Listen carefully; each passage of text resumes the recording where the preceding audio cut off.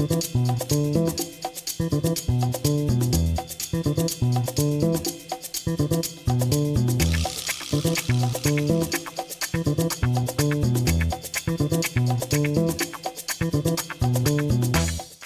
vás, znova sa stretávame pri sledovaní minútiek s melinou.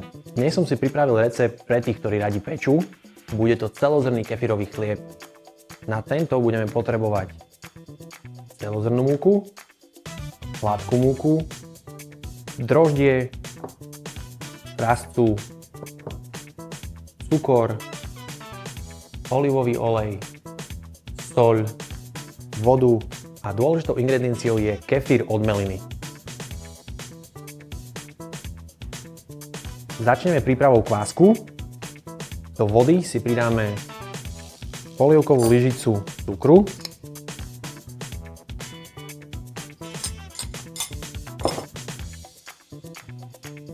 droždie,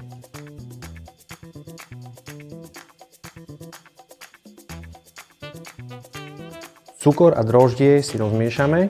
Ja to robím rukou, aby som cítil, či už je cukor aj droždie už úplne rozpustené. Pokiaľ cítime, že tomu tak už je, kvások si prikryjeme, necháme vykysnúť na teplom mieste.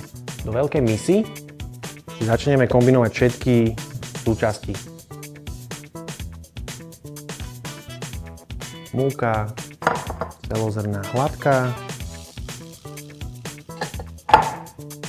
pridáme rastcu,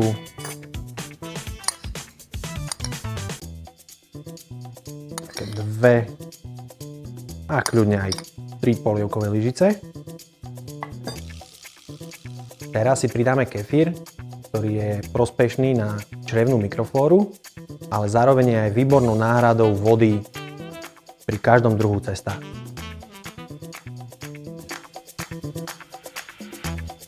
Pridáme 2 polievkové lyžice olivového oleja.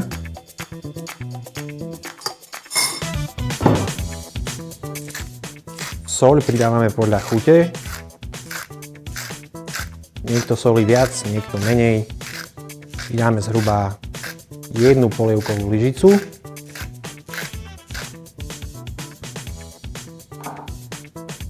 Samozrejme kvások.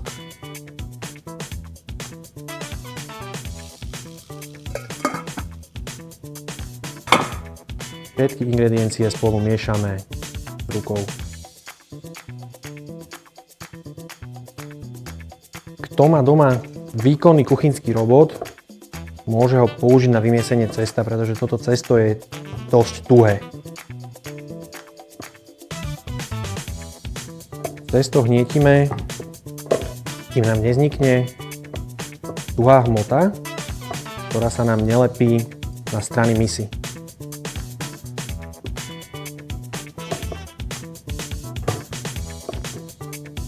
Pokiaľ sa nám zdá, že cesto je ešte stále lepkavé, po dlhšom hnietení môžeme si prisypať ešte trošku múky.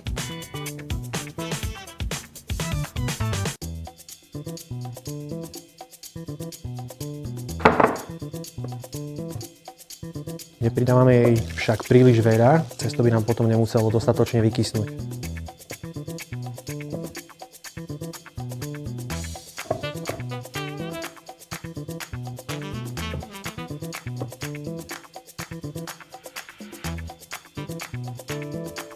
Po vyhnietení cesta vytvarujeme malý bochník,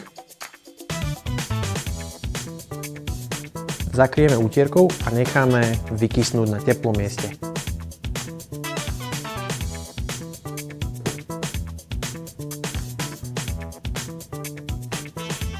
Tak, cesto nám vykyslo. Nepočítajte však s tým, že to cesto vykysne nejak extra. Je to predsa len ťažší chlieb, takže vykysne fakt len minimálne. Pred pečením ho však necháme ešte raz podkysnúť, ale už na plechu. Tak ako predtým, z testa si vytvarujeme bochník.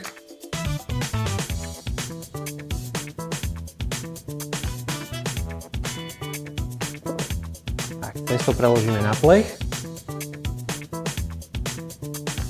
Jemne pomúčime.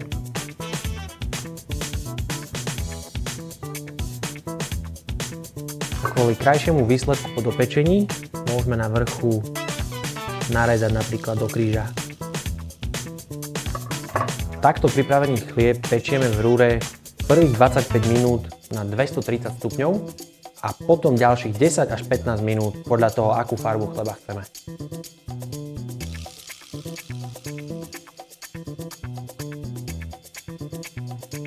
Škoda, že necítite túto vôňu, je to fakt úžasné.